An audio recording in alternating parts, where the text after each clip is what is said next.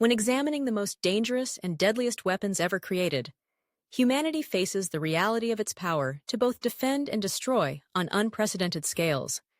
These weapons, born of technological ingenuity and military necessity, have shaped the global landscape in profound ways, not only through their terrifying potential, but also through the incalculable resources invested in their development, storage, and protection. As we delve into the specifics of the top 5, we uncover stories of innovation, caution, and the ever-present tension between peace and catastrophic power. First among these is a weapon that still echoes in the annals of history, the Tsar Bomba.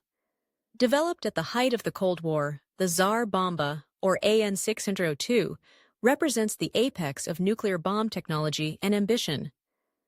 Engineered by the Soviet Union in 1961, this thermonuclear device yielded an explosion equivalent to 50 million tons of TNT.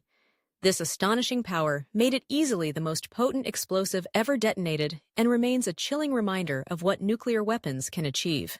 To put its destructive capability into perspective, if dropped on a major city, the Tsar Bomba's fireball alone would have consumed the heart of the metropolis, with a shockwave capable of flattening structures dozens of miles beyond the epicenter. The thermal radiation would ignite fires far outside the initial blast zone, and the fallout would render vast swaths of land uninhabitable for generations. Only one functional Tsar Bomba was ever built and tested, detonated over an Arctic island to minimize human impact.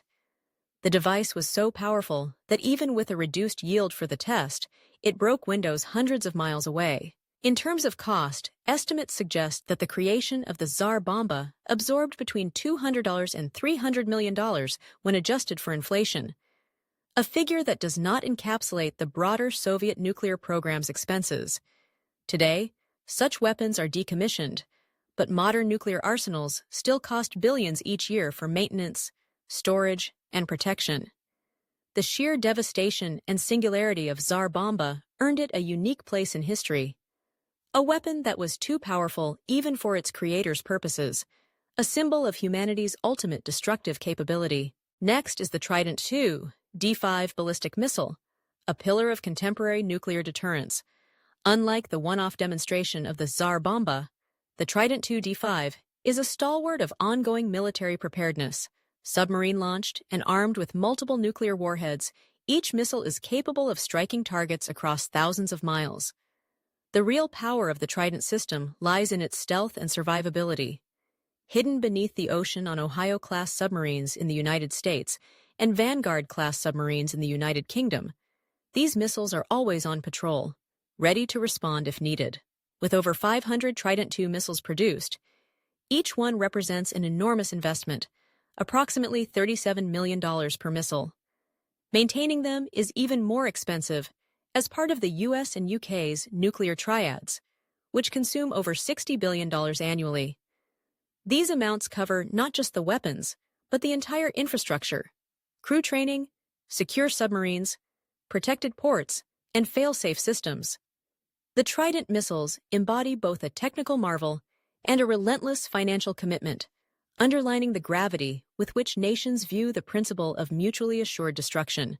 Then there is the GBU-43B Moab, colloquially known as the mother of all bombs.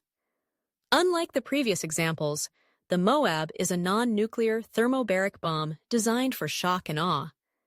Its overwhelming explosion is devastating against surface targets, fortifications, and entrenched enemy positions.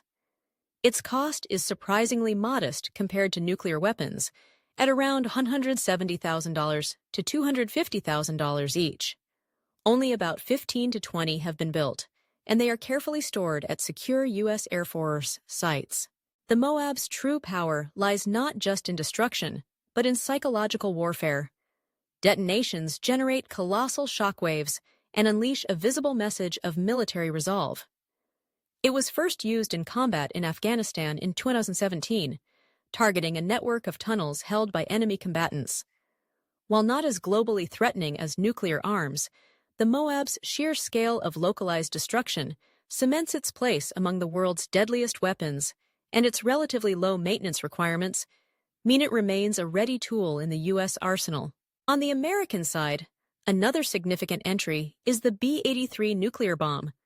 This strategic gravity bomb can yield up to 1.2 megatons of TNT, a level that would be sufficient to destroy an entire city and its surrounding infrastructures.